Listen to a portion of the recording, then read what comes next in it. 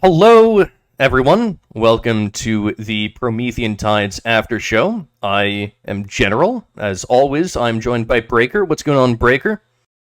The malarkey will end. All peoples of America shall live together in perfect harmony in their individually sized pods with their portions of bugs, as dictated by the great Klaus Schwab. You know the thing. I am Doc Brandon, risen from the ashes of the dead god of politics to consume your souls with my legion of soy-faced IRS agents. Yeah, that doesn't sound insidious at all. And we are also joined for the third time by Jesus. What's going on, Jesus? Not too much, not too much. Thank you so much for having me on. Of course, absolutely. So yeah, we just got done with the main show. We were talking about just some brilliant American politics. How it is that Trump was raided by the FBI. Very, very, very complex situation there. So much to talk about, but I think that we mostly did that to death. And also how Biden's bastardized Build Back Better Act, otherwise known as the Insurance Reduction Act, is going to have roving IRS death squads in the streets. Of course, that is hyperbole, but yeah, why not? So there's that. But you know what? What if we went international? What if we discussed some shit about the Ukraine? Oh, yeah. Pooty poot for the win. Of course. Absolutely. General, were you able to look over what I put in the chat?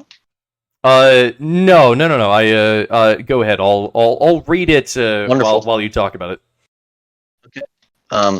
So from what I gathered, essentially, in the Ukraine, and Amnesty International, which is definitely not bipartisan, but certainly a left-leaning research group, essentially.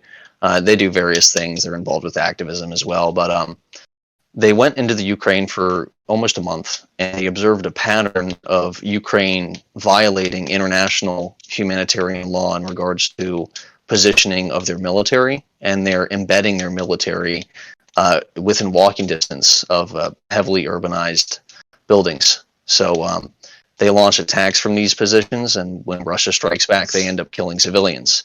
And so yeah, it's kind of war crime, I guess.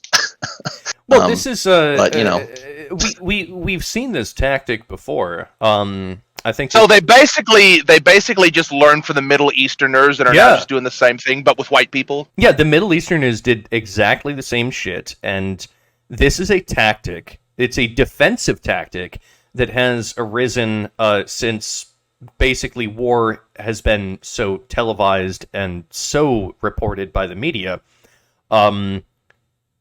This is a very sound defensive tactic. You put your military shit right next to the civilians. If there are civilian casualties, then it makes the offender look like a fucking asshole. The Middle Easterners have been doing this for the last 20 years. Yeah, it's a little bit Hamasi. Yeah, you could say so. It's just a little bit Hamasi. That joke from Jimmy Dore. So I mean, yeah, you know, at the start of this war, at first I was like, wow, this Zelensky guy seems really badass, and you know, he's like George Washington, or whatever. Yeah, the fucking paid for comedian. Yeah. Yeah, oh God, it's fucking ridiculous. And then after a few weeks went by, and I was kind of like, I think we're being lied to about a lot of the stuff that's going on. And obviously, I was seeing the civilian stuff, and I was like, man, that's brutal. But now seeing this report, it kind of makes sense why so many civilians have been killed in Ukraine. Because obviously, you explained it, General. Yeah, pretty disturbing stuff. And also, Zelensky did a Vogue photo shoot. So, like as one of the main cities of Ukraine was being taken over, he like goes and does this freaking photo shoot with Vogue. It's like, it's just ridiculous. He's just not a good person. And aside from that, like, Ukraine is the most corrupt country in Europe, and that's gone unchallenged for fucking decades. It is well known for being easily one of the most corrupt countries in Europe, and we've already given them like close to $60 billion and tons of weapons. Only 30% of which actually make it onto the battlefield, or the aid that's given to them actually makes it into the hands of the Ukrainian people. So a lot of the money is just laundered by this corrupt government. It's it's ridiculous. Well, and I'm certain that Joe Biden played no part in any of that corruption. Yeah, I don't know. I think that when it comes to like the basic bitch American populace, I think that at first they cared a whole bunch about Ukraine. We can all remember how they were wearing like little Ukrainian flags, and like all of our political leaders were like, "Oh yeah, we support Ukraine." That died down real quick, because the fact of the matter is that actually both sides are engaging in heavy levels of propaganda. Both sides are bullshitting just all of the time. I remember there was like a photo shoot that was done. It was Miss Ukraine from like the Miss Universe pageant, and they took photos of her with holding a gun, but actually the gun that she was holding was a fucking airsoft gun. It was a fucking photo shoot. It was complete bullshit, but it was designed to like make people think that like even Miss Ukraine, the woman who was in the fucking pageant, was fighting for her nation. No, it's just a whole bunch of bullshit. It's nothing but bullshit. Yeah. This is what war is. But when Americans are used to bullshit, right? We've lived through the Bush administration. We've lived through the Obama administration. We've lived through bullshit wars. We know what's going on with Iraq. We know what's going on with Afghanistan. We know what it feels like to be lied to. And when the Ukraine is like, "Yo, let me pull at your heartstrings. Look at this really attractive woman holding a fucking airsoft gun," I think Americans go, "Yeah, I'm just gonna not pay attention to that anymore." Well, the problem is a big population does pay attention to it. A lot of people, are still lionizing Ukraine and Zelensky even after all this damning evidence is coming out, like making them look like pieces of shit. Like Ukraine, they look like fucking war criminals, corrupt fucking war criminals who are using their own citizens as human fucking shields. Like, you do not intentionally put your citizens in harm's way. Like, Zelensky's a piece of shit. That guy's a fucking piece of shit. Now that you mentioned Zelensky, that he was on the freaking Vogue photo shoot, it's fucking ridiculous. They really don't care anymore, do they? Cities are getting taken over. He's a fucking Vogue photo shoot. This shows you that they don't care anymore, and they're not even wearing a mask. Like, all the masks have hit the ground and shattered, and now it's just like killer clowns from outer space faces staring at you in the fucking face with zero filter in between you and them.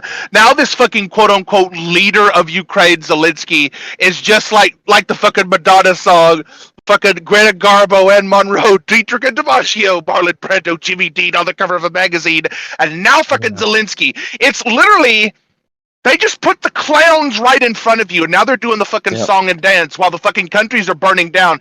There's not even an attempt to make this look good. It's just pure consumerism, fucking tabloid, magazine bullshit. Yeah, it's outrageous. It's absolutely outrageous. I can't even believe it, but whenever the media like lionizes someone this much and like makes them look like so much of a hero, I always start to get a little skeptical. Like I said, at first I was like, this guy seems kind of badass, but very quickly, I think they'll do? You know what I think they'll do if, quote unquote, this is just a theory hypothesis, if inevitably Ukraine just completely falls to Russia, he just annexes the whole thing. I think what they'll do is that, like, whoever's the fucking figurehead president of the United States at that point, whatever ghoul that they stood up on fucking stilts with puppet strings pulled by fucking Xi Jinping and fucking Klaus Schwab with freaking Soros on the side clapping, like, whatever figurehead is up there, they'll just pull Zelensky on stage and he'll raise his arms into the air like this is a fucking professional wrestling skit. And Zelensky will just give this impassioned speech about how much Ukraine won the day. Even though Russia has annexed the whole country, they'll just say to your face the exact diametric opposite of reality, and they'll just say, I dare you to call me on this. No. What we'll do is he'll say, look, when you kill your enemies, they win, right? And so he'll say, yes, they killed Ukraine, but that means that we have won.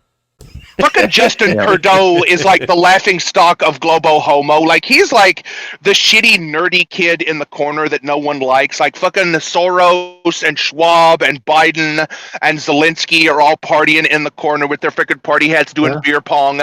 And Trudeau is coming along like, hey, guys, can I join the party? And they all look over him. It's like, no, go away, nerd. Ha ha. You fucked up the country by declaring emergency powers that the bank had to fucking make you rescind because you were fucking over all the country's capital. You're an idiot. Like, Trudeau is the laughing stock of the globalists. He's like the lowest rung of the ladder. Like, oh, one day I'll make Klaus Schwab proud. Golly gee. Well, isn't that much like how Canada is the lowest rung of the ladder when it comes to first world nations? I mean, it follows, right? Pretty much. Like, Canada is always like the loser country that everyone forgets about. How is Canada on the lower rung in terms of first world nations? I'm not familiar with this enough.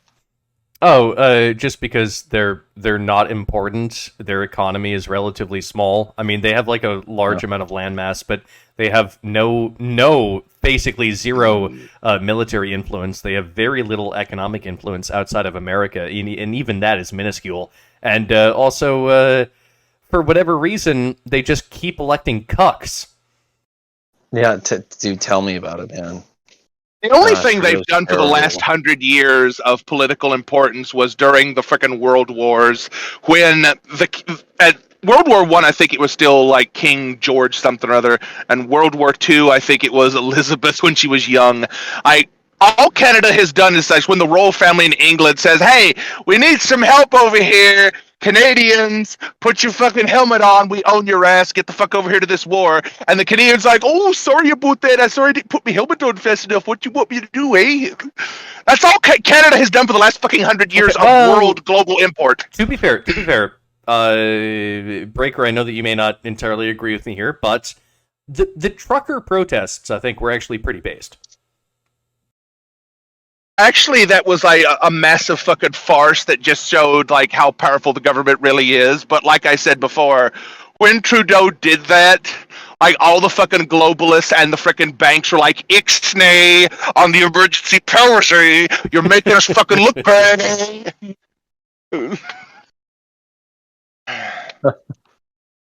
Oh, even then he's a fuck. Even when he wins, he's still a loser.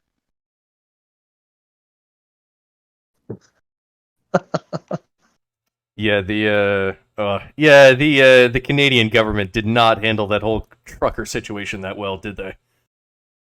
No, and now they've didn't. They like, and what you know what they did? Seized assets of people who were involved with it. That's insane. Oh, it's funny you mention that because that's kind of what America's getting ready to do with the 87,000 IRS agents that we talked about before. Nice. Some similar something happening, yeah. Funny how that happens. It's almost as though Biden looked at him and said, hey, Canada, you took like all the money out of the bank and you hit them where it hurts in the wallet.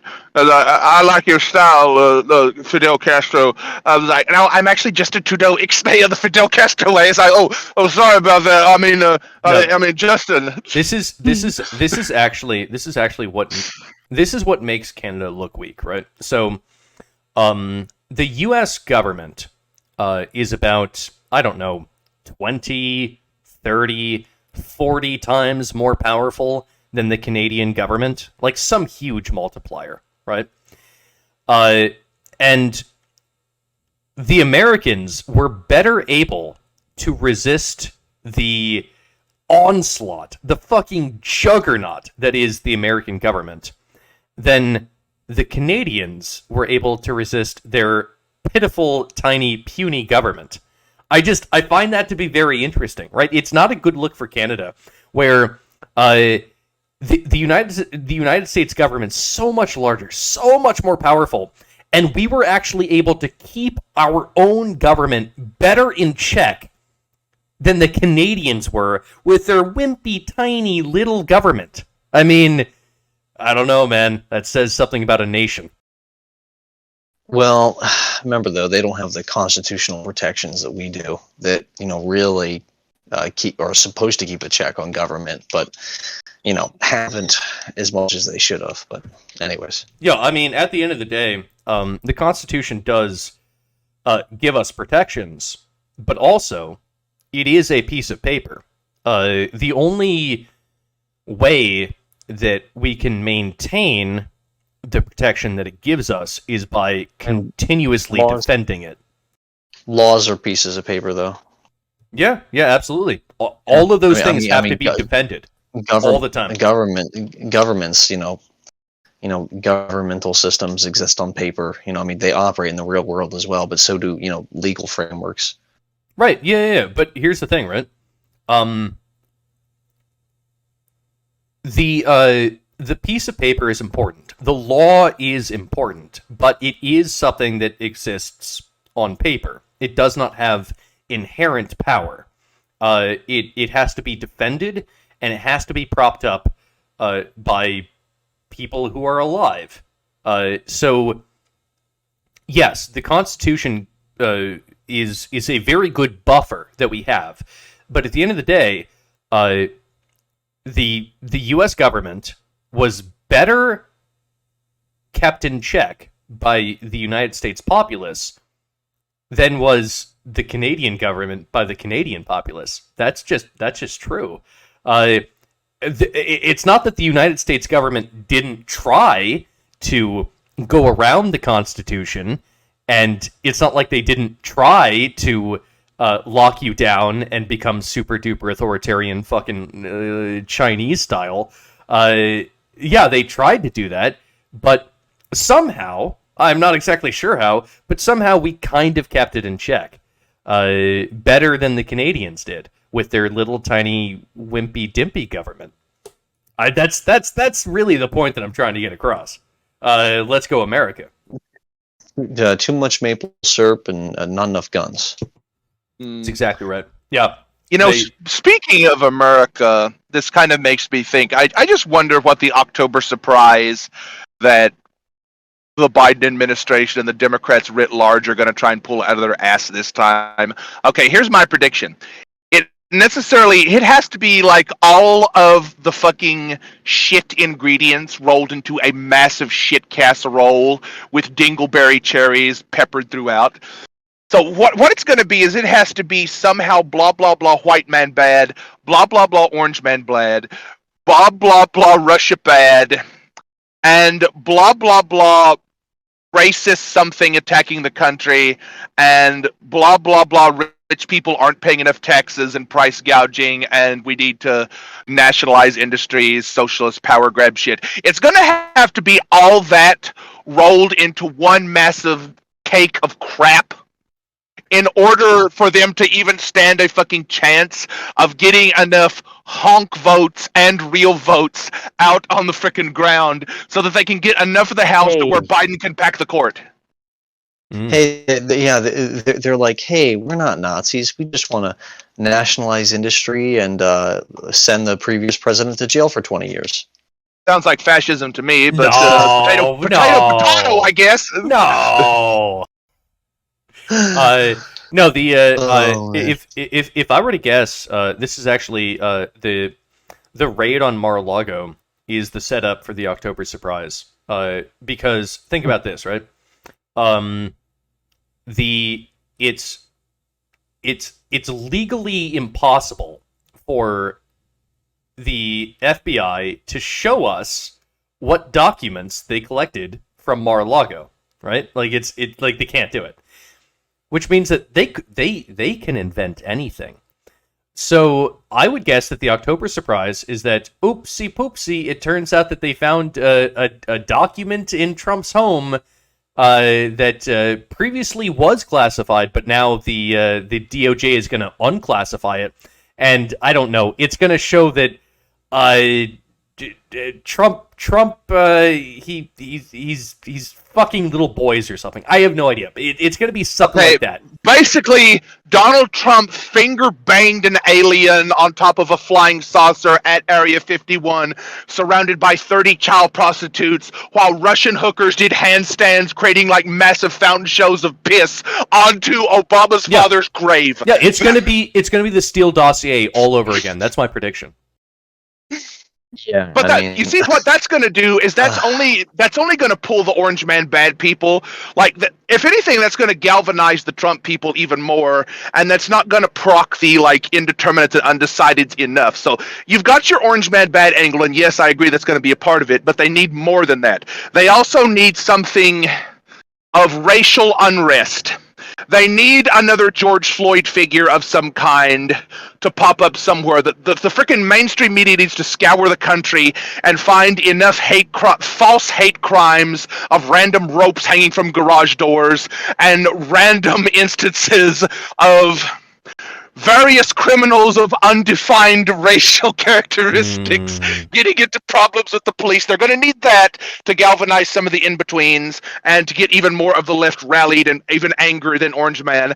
And they're going to need some type of like boomer procker. They're going to need like Russia bad, our country's under attack shit to proc like the old boomers and the fucking paleocon motherfuckers like, America under attack, vote for Biden, stay strong, country. They need 15 more juicy Smoliers. Yeah, they need something of that magnitude, because the Trump shit is only going to proc the freaking blue hairs for the most part. Because everyone is kind of galvanized, like either you love Trump or you absolutely hate Trump. So the stuff that makes Trump bad, Trump fans, like Trump himself said, I could go out on Fifth Avenue and shoot someone dead and they'd still love me, believe me. And the deep state knows that too. So it's like, all the Trump shit's going to do is just activate the blue hairs. They also need to activate the minorities, and they need to try and activate enough of the old Republican political boomer guard in order to either not vote and say, oh, it's hopeless, fuck it, or to vote for Biden to keep the country strong because they don't want to change regimes in the middle of a war. So they might even... Remember Nancy Pelosi going to China? That might be actually part of this. Like, they want to... Taiwan. Yeah. Okay, there is only one China, and that is the People's the People's Republic of China. Yeah, that's why I said China, because, you know, Taiwan doesn't exist. That's China. Right.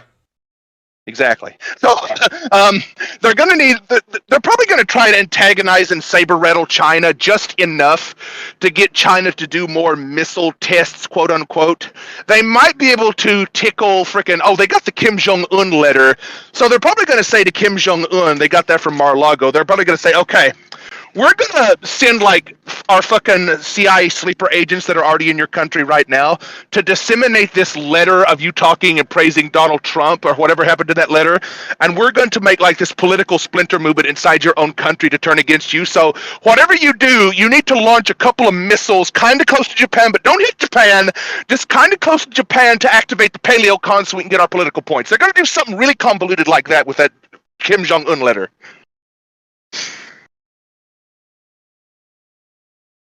It's certainly going to be interesting to see what happens. I mean, this is look, I mean, we're going into the fourth turning, boys. Like, this is the most interesting political shit that is going to happen for like 3 generations, and we're here for it. Unfortunately, when it comes to politics, exciting stuff is exciting, but also it's fucking awful. So we get to live through this. Let's go. Yep. Oh, they're going to try and red scare the boomers, like the old boomers that remember the Cold War. They're going to do like a combination of Russia And China's like, the axis of evil rises again. Boomers, you need to keep me in power for 4 more years, because if you don't, Russia and China will parachute into the country like Red Dawn and they'll take us all over. You need to be the Wolverines.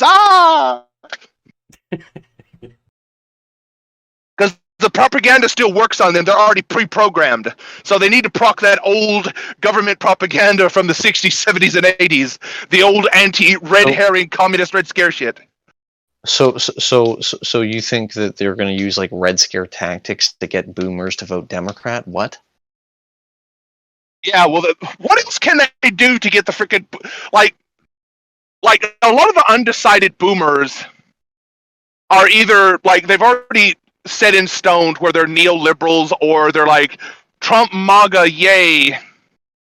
So they need to get something to proc their oldest and most deep-seated propaganda programming from the longest time ago. And the best way to do that is something China and Russia. Yeah.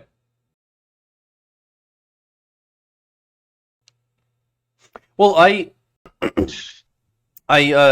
find it interesting that overall, the Democrats believe that the greatest adversary of the United States is Russia, and the Republicans believe that the greatest adversary of the United States is China. We're actually divided on which enemy to fight. Don't forget Israel. Something Israel. He's going to activate the evangelicals. Like, hey, America, I'm a Catholic. I'm a Christian myself, and Israel is under attack by Afghanistan. You know, Iran. that horrendous pullout that I called. Iran. It would be Iran. And something Middle East. No, it's actually, here's the thing, right? The left position is that Russia is the adversary. The right position is that China is the adversary, and true to form, the third position, the third positionalists is that Iran and or Israel is the greatest adversary, because no matter what you do, for some reason, the Middle East has to be the most important thing for some people. Yeah, all the fucking evangelocons that believe that the magic man in the sky has to come back at that specific land. They have to bring Israel into this somehow to activate those. Because they need to pull out all the stops again. If Trump is running again, they know they need to pull out all the stops, so they need to throw everything at the fucking wall and hope something sticks.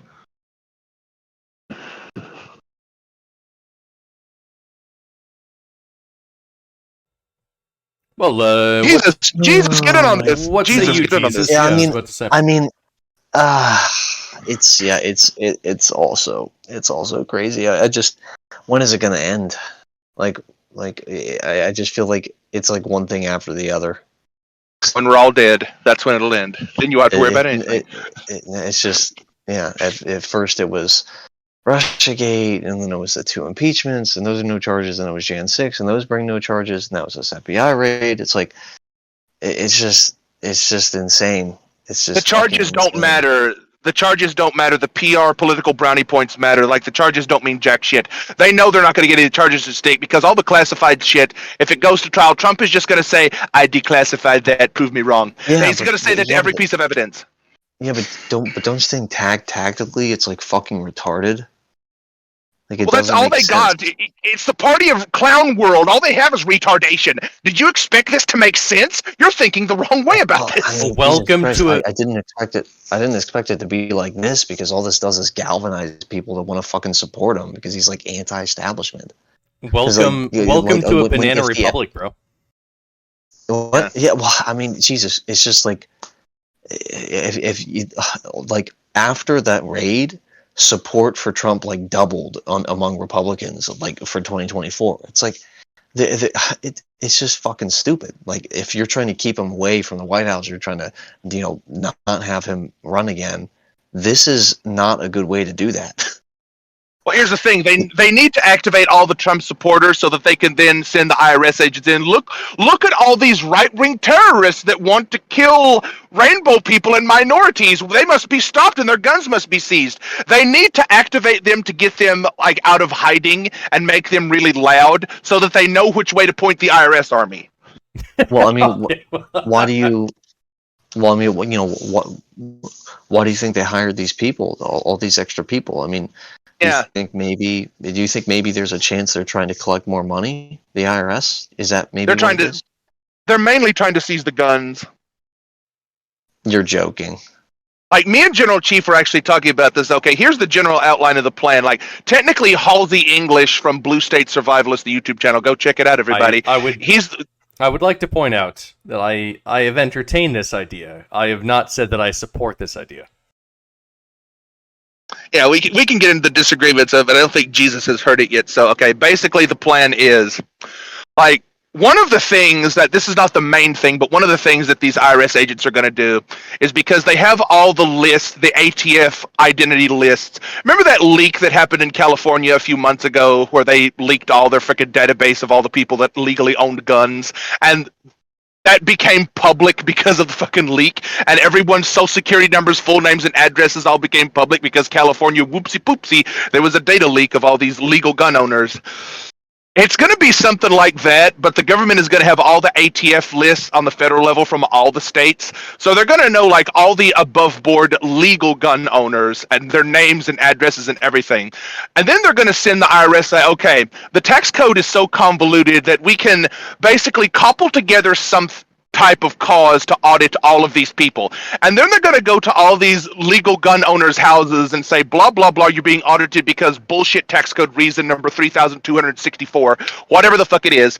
And they're going to come to their house and say, hey, you owe us like arbitrary number, let's say $11,000 in taxes, but we're also doing this gun buyback program, and it looks like the AR-15 you own, if you go through our gun buyback program, it's exactly $11,000. Exactly what you need to pay these back taxes. Isn't that a coincidence? That's like the peaceful way of doing it. The other way of doing it is through the red flag laws, where the auditor gets out of the guy's house and they just immediately call, like, anonymously to the red flag hotline and say, okay, this guy just got audited on his taxes. He's depressed. He might be suicidal or homicidal. We don't know. He's been charged like $50 bajillion in back taxes. He might snap at any moment. Please, police, come over here and take these guns. This is a danger to society. That's two ways that they can do it alone.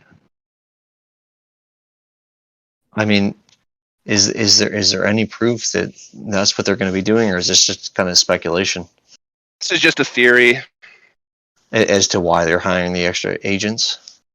That's one of the reasons. Now, another reason I came up with during the main show was, like, another thing they're going to do is they're going to go to all the big tech firms with all these agents, and they're going to say, okay, we have more than enough reasons to do, like, double, triple, quadruple dip audits on all of you motherfuckers.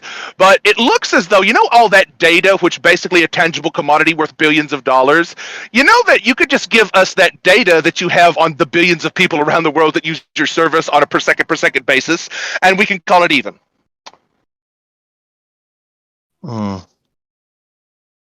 Nuts. I don't even know what to think.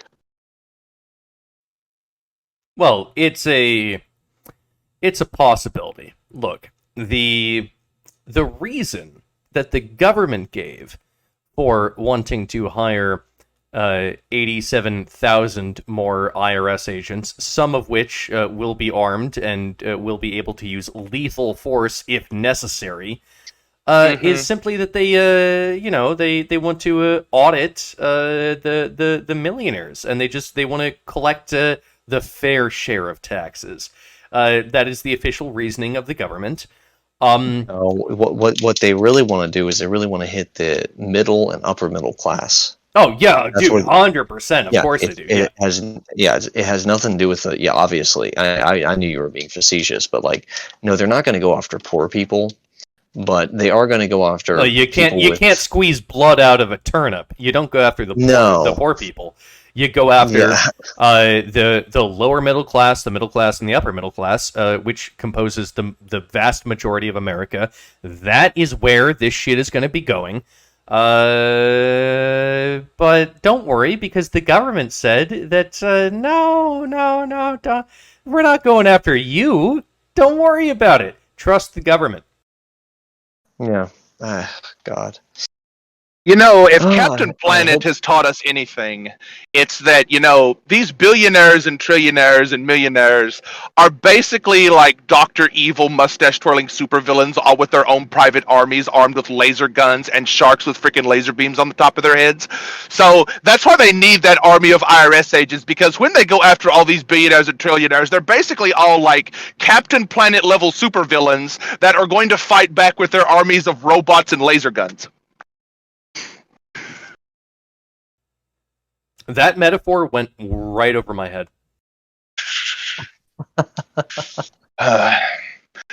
Paradoxically enough, Captain Planet was funded by a billionaire by the name of Ted Turner, weirdly enough. No. Oh, I don't want to get Planet, audited. be green don't or wanna I'll get- fucking kill you.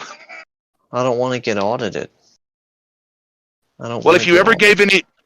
gave a single red cent to Trump, you're just going to get audited, and it won't be for that reason. They'll find some convoluted bullshit, like one of those 3 federal laws you break a day, especially on the tax code. They'll find something to just arbitrarily audit you that'll have nothing to do with you ever supporting Trump, like verbally on social media or politically. It'll have nothing to do with that, of course. It'll be a completely different reason.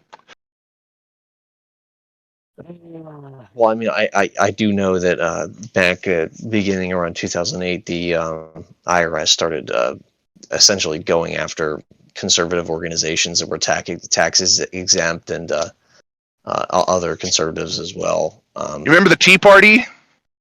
Oh yeah, I think Obama called Biden and said, "Oh, look, you got to do the Tea Party tactics. You got to militarize the IRS, and you got to go after them, because this is Trump supporters are dealing with. They're basically an army of evil. They're fascists in America, and they have sharks with laser beams on their heads.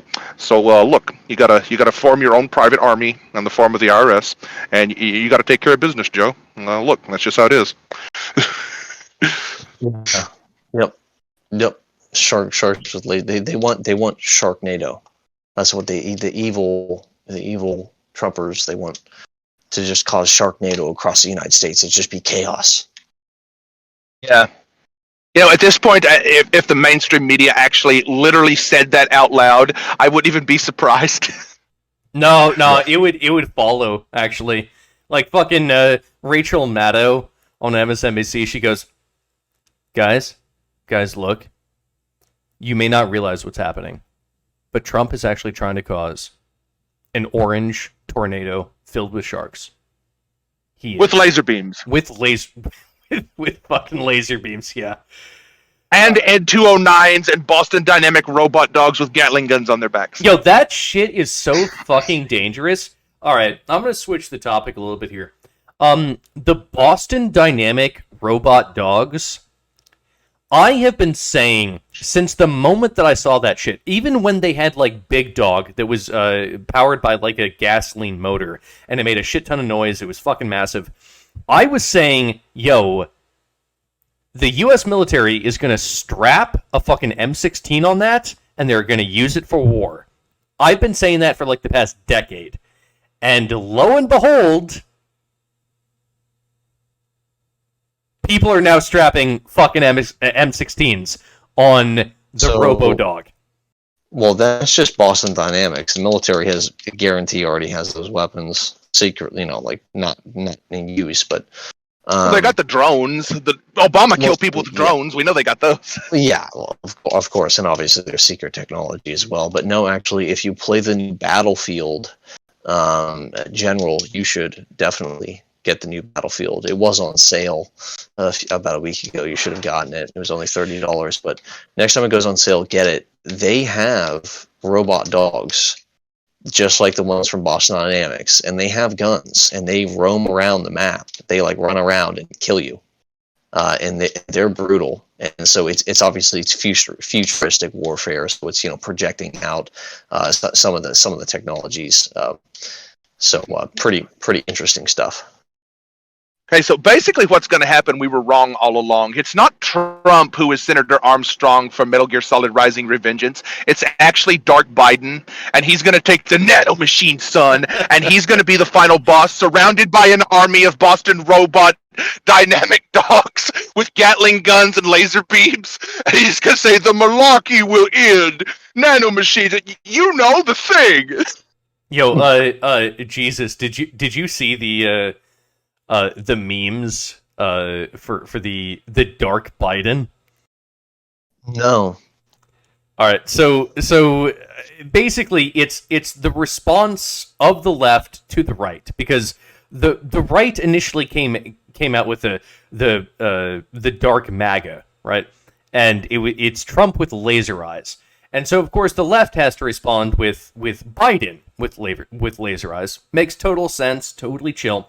But 4chan found it very funny that this would be happening, and so they had Biden with laser eyes and an eye patch, and then above him was a cutout of the Nazi imperial eagle, and they ran with it. There was someone close to Trump that actually not close to Trump, someone close to Biden. Someone close to Biden actually posted this meme on Twitter, and it was Biden with the fucking Nazi imperial eagle behind him, because of course that makes sense. Oh my god. Yeah, dude, why do they have to recycle right-wing memes? Like, I don't get it.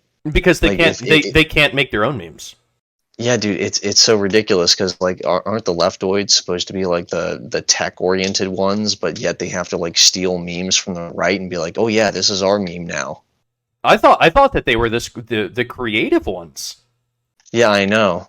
It's kind of weird. Well, that's the thing though. The right wing culture is very much more like of an undertone. It's much more in the shadows. It's not nearly as overt and in the limelight, in the mainstream. It's just kind of always in the back, but influencing things nonetheless. Dude, I think that at this point,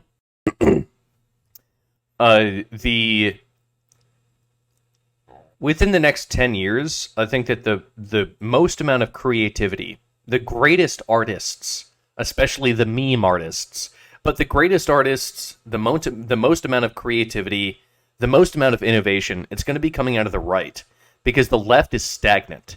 The right is not. You can always predict where innovation will come out of based off of the faction that allows free speech versus the faction that hates free speech. So, yeah, that's going to be the right, as weird as that is. Yeah. By the way, I sent you guys a meme in the group chat. You might want to take a look at it. Basically, this is going to be Trump fighting against the robo-dogs.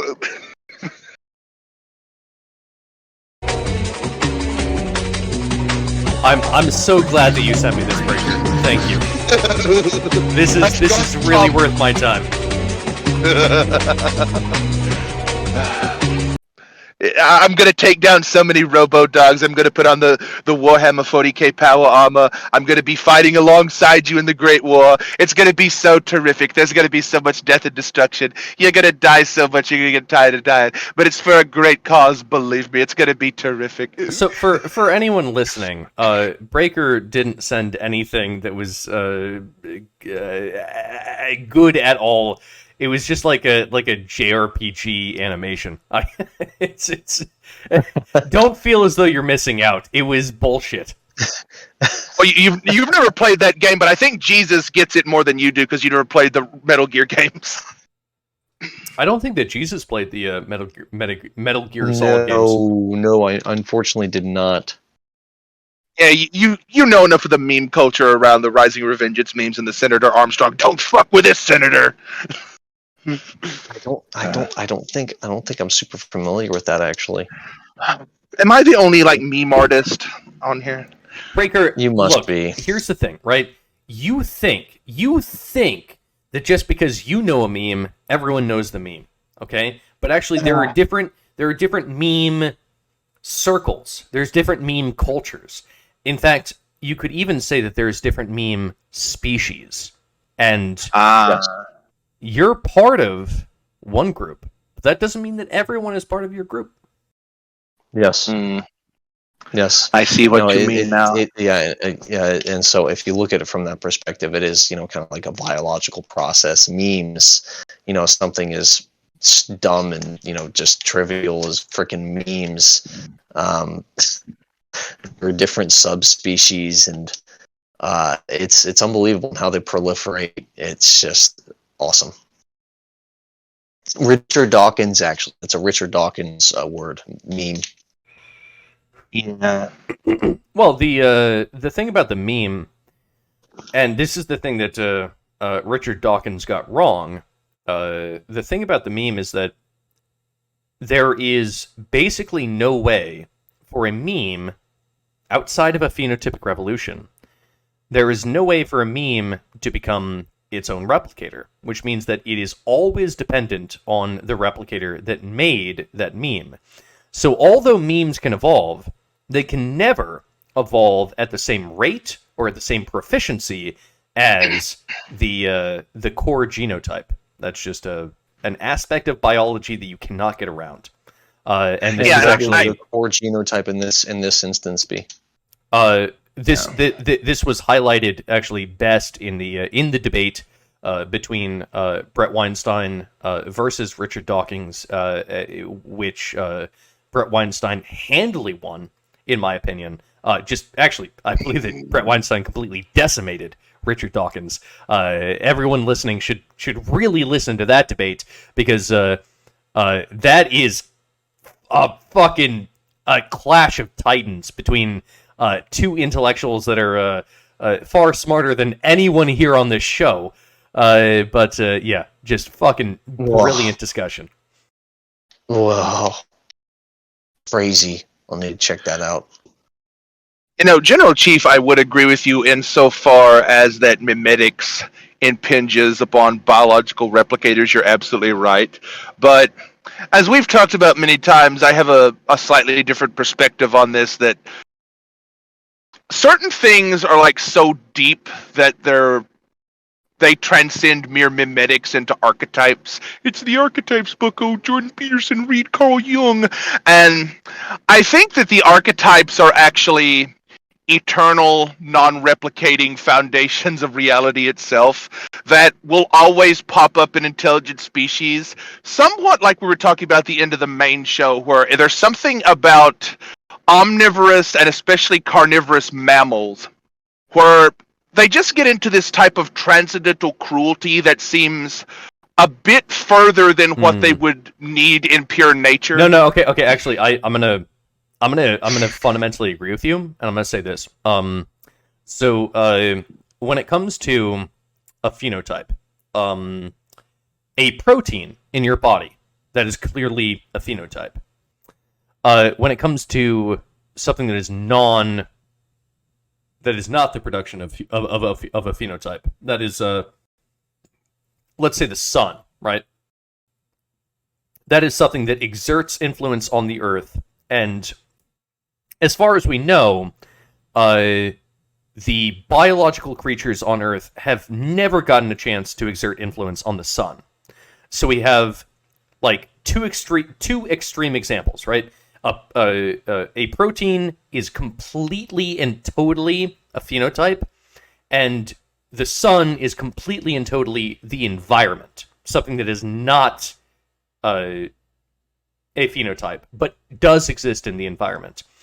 But then we sometimes we come across things where it's like, okay, it's kind of somewhere in between, right? Like, what is a mountain?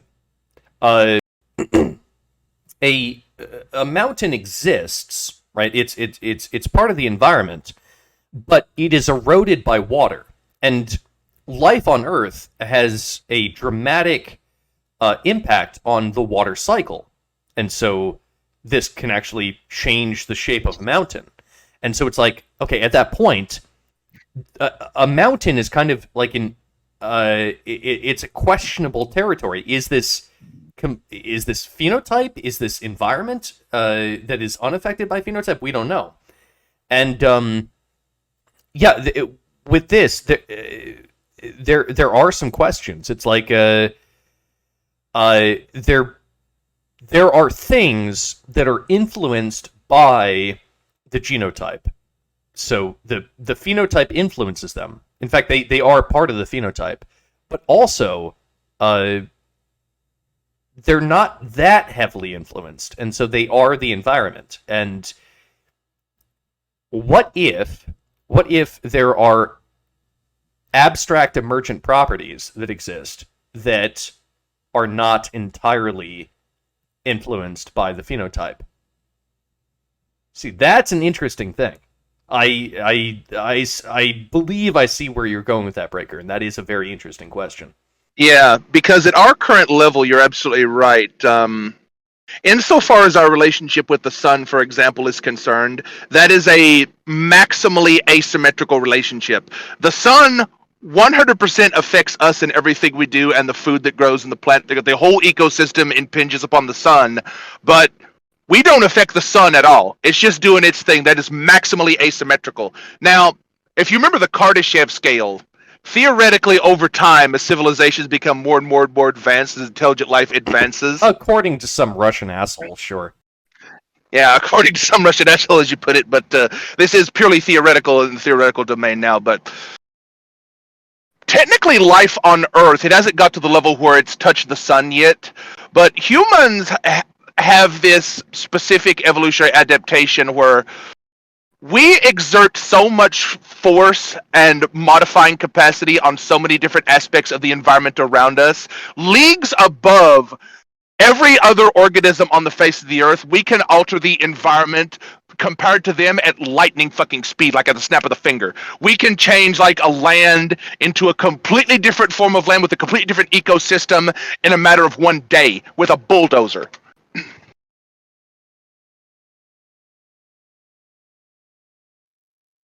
So you see it already happening with humans. Well, that's the. This is. I think that you and I have to fundamentally agree here, because this is what I've been talking about. That human beings are a force that is actually distinct from nature, and in large part, it's because of how rapidly we can adapt. Because we can adapt more rapidly than base evolution, that fundamentally makes us different than every other species that has to adapt at the pace of evolution. I think the only... We basically agree on the vast majority of this, but I think the only place in which we differ is there's this idea of human uniqueness. Now, empirically speaking, as far as we can observe, humans in our environment that we inhabit are the only things that do this. Now, that's kind of an argumentum ad populum. Just because you see this specific population that only does this doesn't mean that's a universal truth.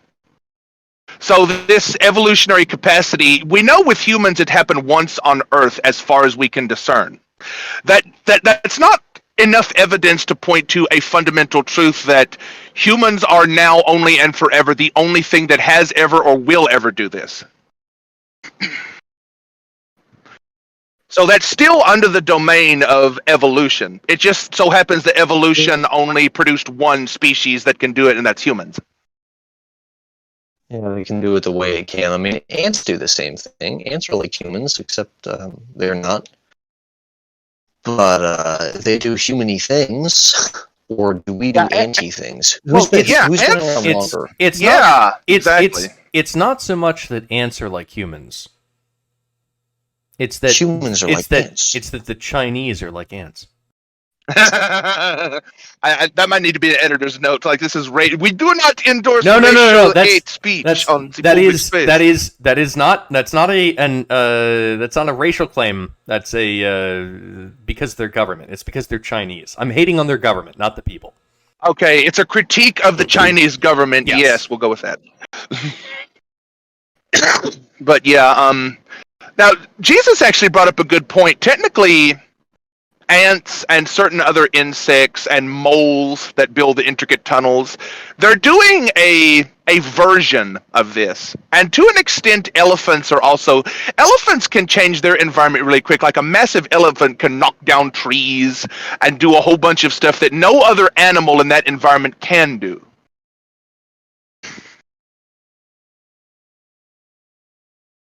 That's I didn't know that they influence their environment to that extent, but that's interesting. Elephant ability to knock down a whole tree is like massively impinging upon the environment in a very impactful way. Yeah. Wow. Although to be fair, I would suspect that termites influence the environment in that way about as much as elephants do. You see, these particular species, though, are really hyper-specialized. They influence a particular aspect of the environment really well and really consistently, whereas humans are like this in-between thing that was never really locked in on a specific evolutionary path to the extent ants are, to an extent elephants were as well. Humans are like this really ooey-gooey, like if we were more specialized. Remember Ghost in the Shell? If you over-specialize, you breed in weakness? That's true. Humans are the masters of under-specializing. Like, a jack of all trades is a master of none. We can do a little bit of so many different things that in aggregate, putting all those things together with an abstract mind and top-down regulator form like we were talking about a few days ago, that's actually a massive adaptation that nothing else, as far as we can discern, actually has evolved. Do you know how that phrase concludes? When you say "jack of all trades, master of none." Do you know what the finishing line of that is? Oh snap! Jack of all trades, master of none is oftentimes wiser and better than the master of one. So it basically reinforces my point. Yeah. The more you know. There you go.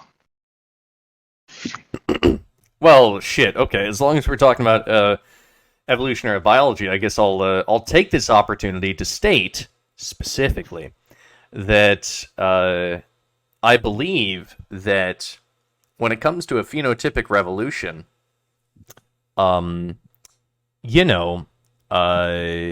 probably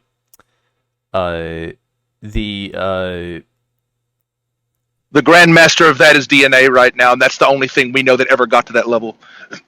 True, but the RNA that ended up becoming DNA, that was the medium. Just like when people started switching from radio to television, they switched mediums.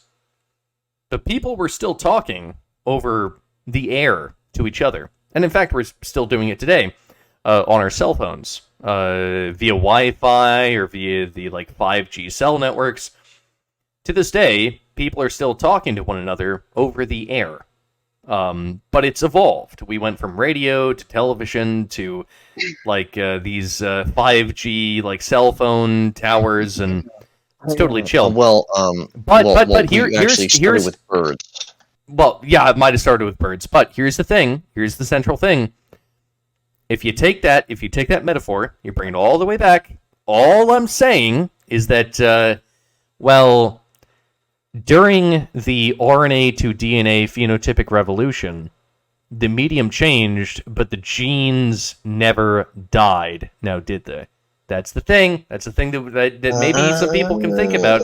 The genes never died. The genes continue to replicate, and what is the central factor of the evolutionary struggle?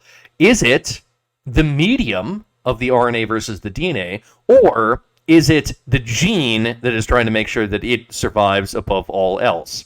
I've pointed that out before, but I'm gonna point that out again because I believe that I'm correct here. Yeah, that's the codon stream. Yeah, a bit of a non sequitur, but wanted to put that out there. Whatever it has to do.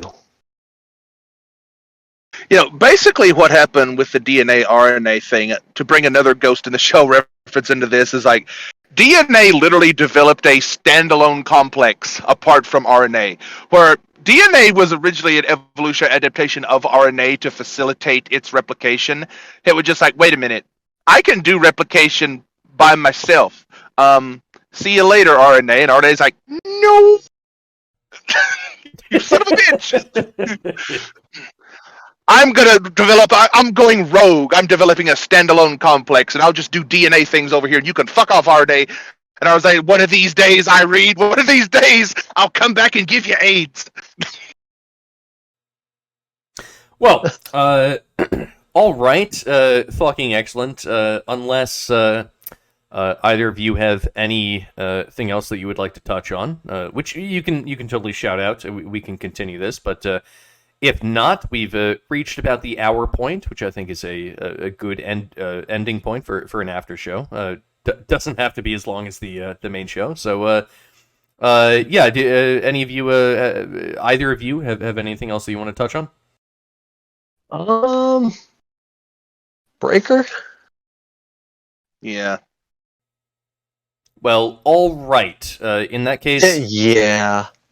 we will end that there. Of course, this was a very loosey-goosey sort of conversation. It didn't really start with anything, didn't really end with anything. It's just a pure conversation between some lads. Honestly, one thing that, depending on how long you guys want to go, I could kind of ratchet this a bit deeper with the initial talking point that spurred this offshoot of the conversation, if you're up for it, but I'm always let up me for it, know. Breaker. Yeah, go ahead, if you got something to say. Okay. Remember when I was bringing up existentialism before? I hate it, but yeah, go ahead. Yeah, there's something, my particular philosophy on existentialism, insofar it hasn't been really officially flushed out and put into a treatise yet. I'm kind of just like an off-the-cuff right-brain person. But as far as that goes, the reason I brought up the whole distinction between all these species, and there's something about mammals that they develop this transcendental cruelty almost, where they just act out of pure Dionysian hedonism, like dolphins murdering porpoises. There's something about a specific frame of existentialism that only manifests in certain organisms when we're talking in evolutionary terms. I think it has to do with that type of jack of all trades paradigm. Like, the more things you're able to do, like, the more junk you can pick up.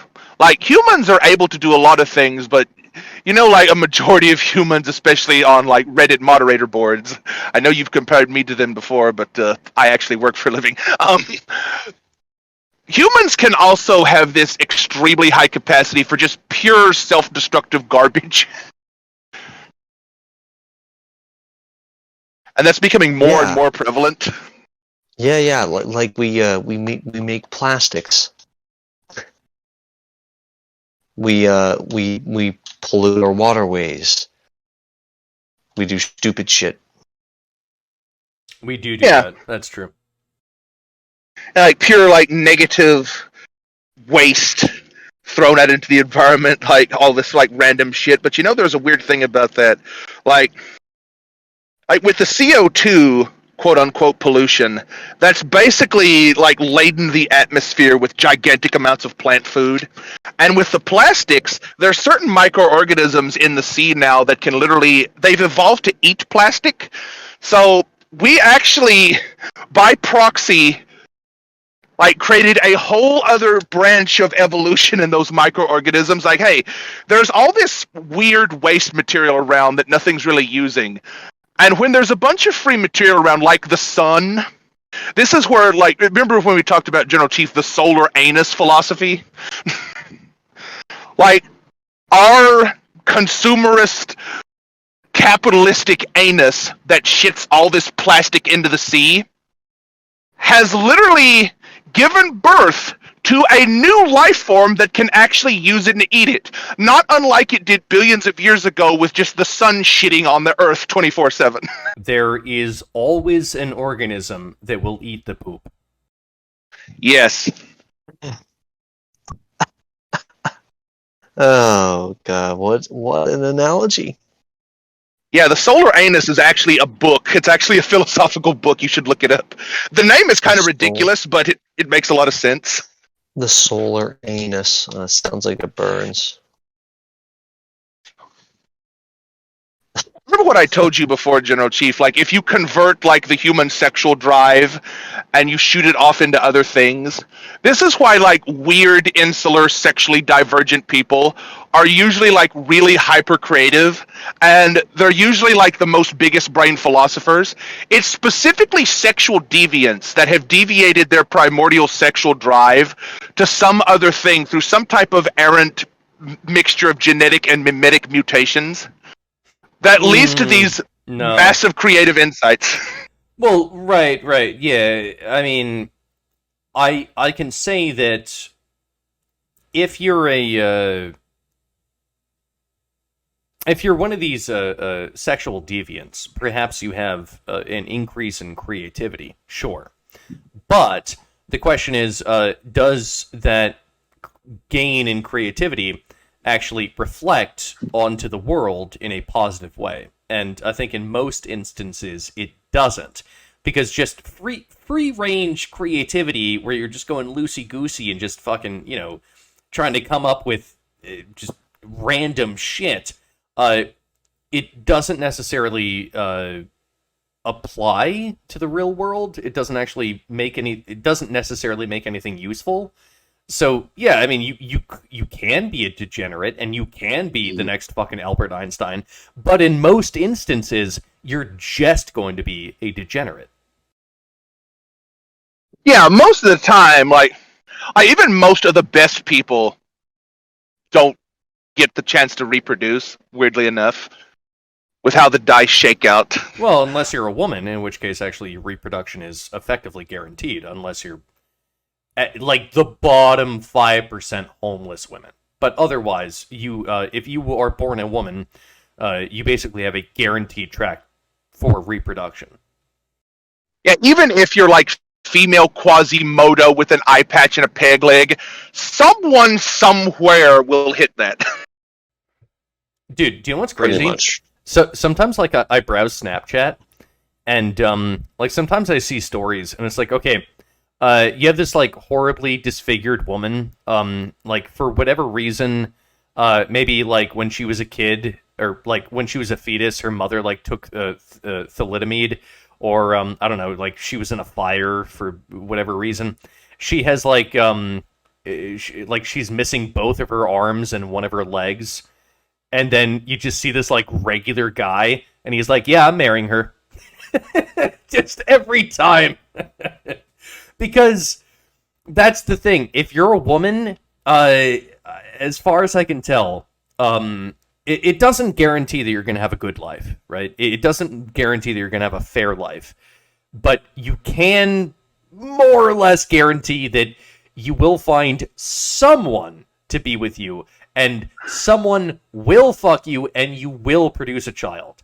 When it comes to nature gambles with men, and it invests with women. Women are a sure thing. That's very interesting. Never thought about it that way. And there's something about all this, though, that I'm trying to wrap up succinctly. It's like, okay, we've already gone over the... Jesus, do something quick.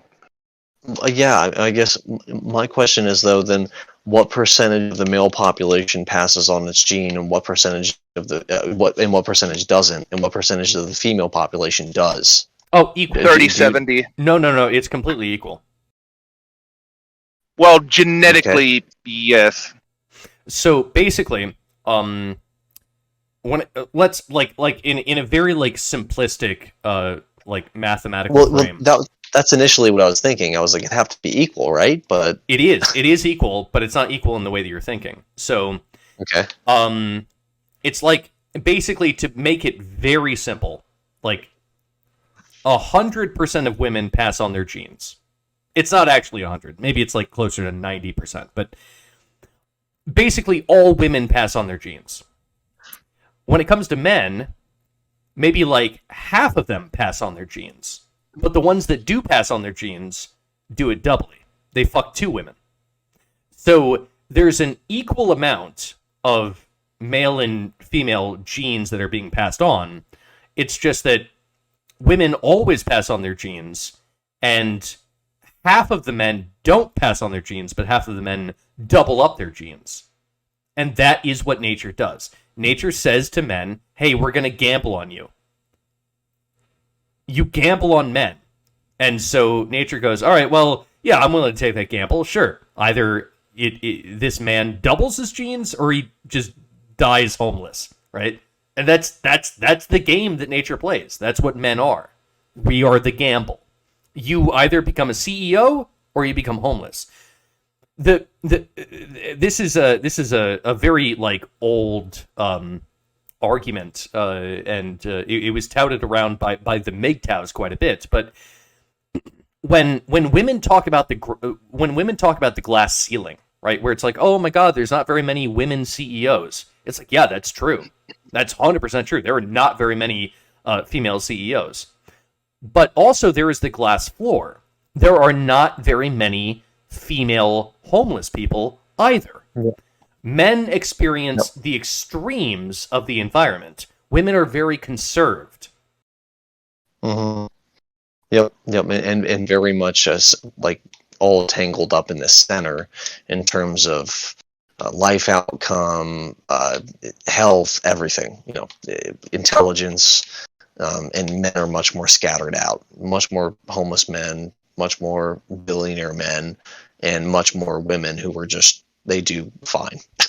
Yeah, women always do fine. Generally speaking, they don't do fantastic. They don't do terrible. Women always do fine. But to be fair, most guys, a majority of men are also do fine. A majority of men, are still within that kind of middle framework. Well, but, you can thank our first world nation for providing that sort of thing. Yes, yeah, there you go. Absolutely. The living standards have just gotten so high. I mean, Jesus Christ! I was going to a nature park spot, and I saw a homeless person laying down on a piece of cardboard, propped up under a bridge, and he had a cell phone. He was like watching Netflix. I mean, yo, that's pretty good. Damn. The living standards, kind of crazy. That's the insane thing about first world nations, the fact that fucking homeless people can watch Netflix. Only in a first world nation, bro. Some of those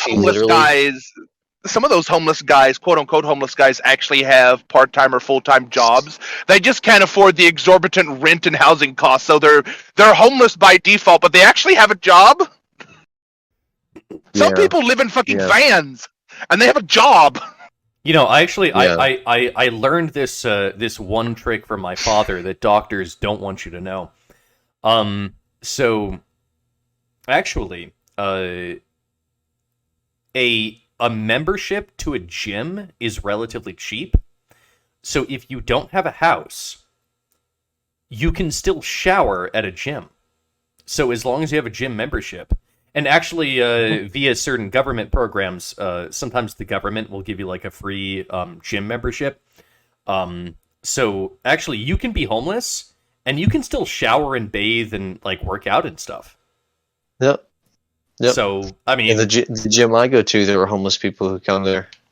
Yeah, I mean, actually, fairly good deal, right? Like, honestly, as long as you're able to shower and work out, like, you can get it. You can get a job.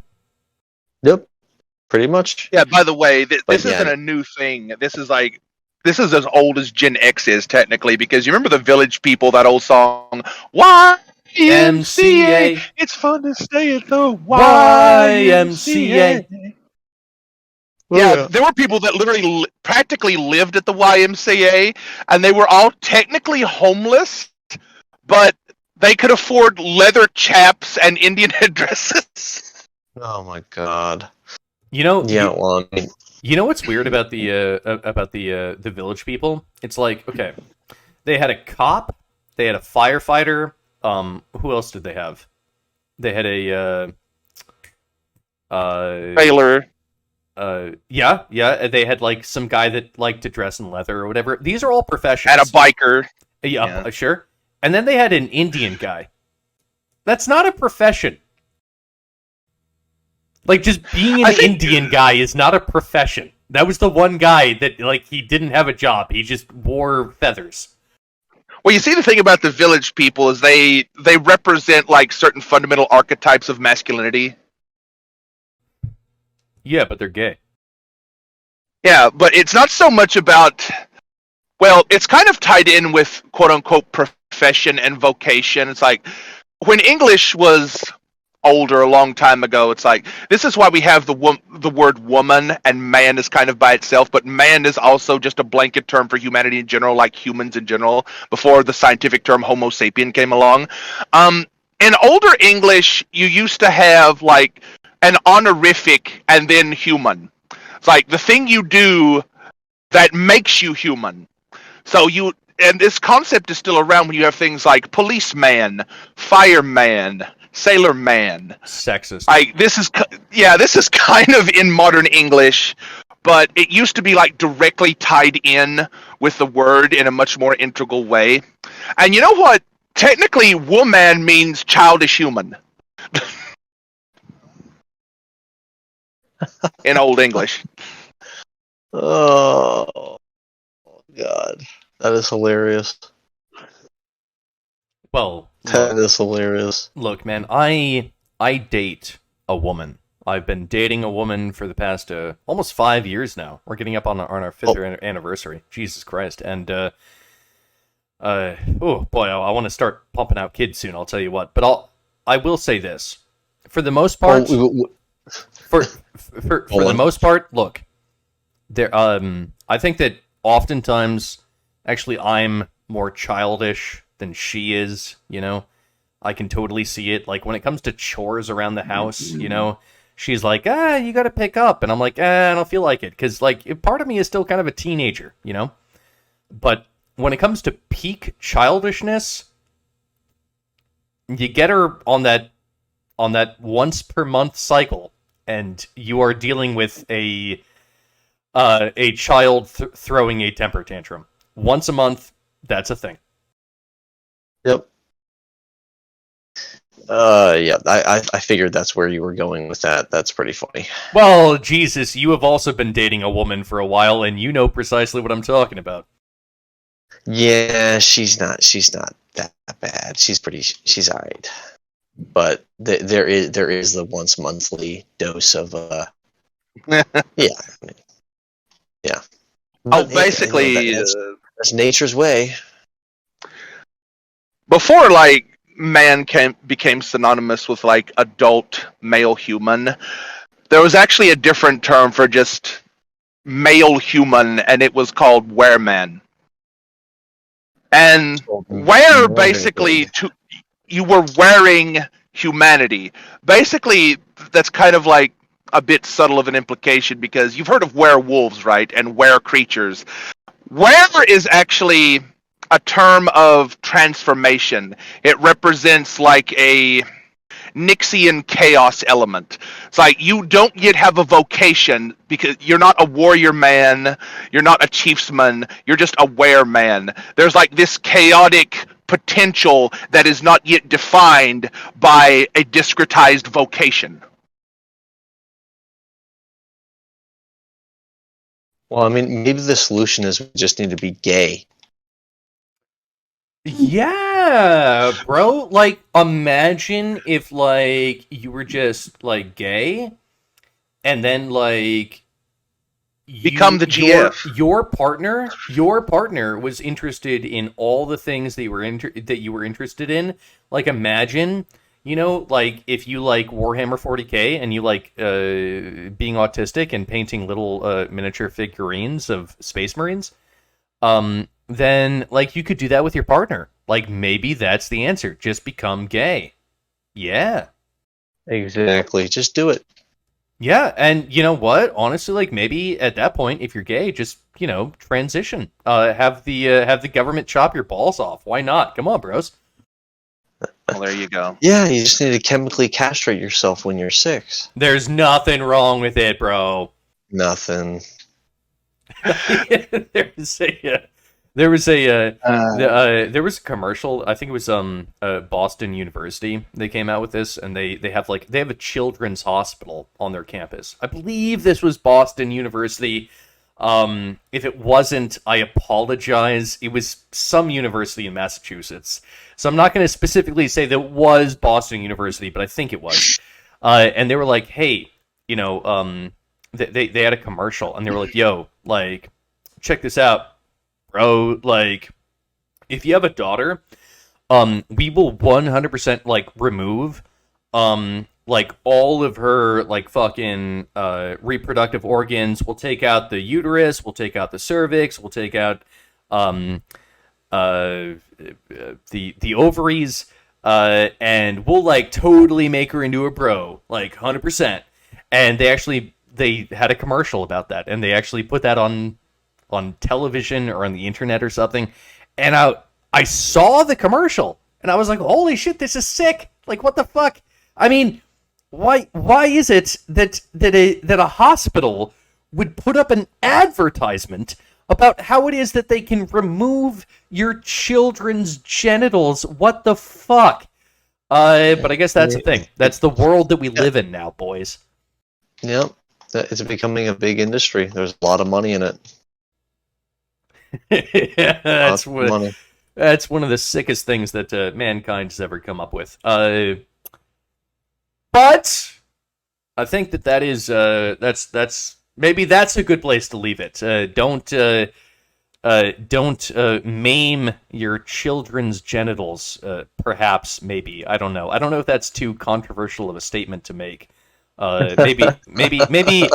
Maybe that's going to offend a lot of people. My stance of like maybe you shouldn't cut off your child's reproductive organs. I don't know.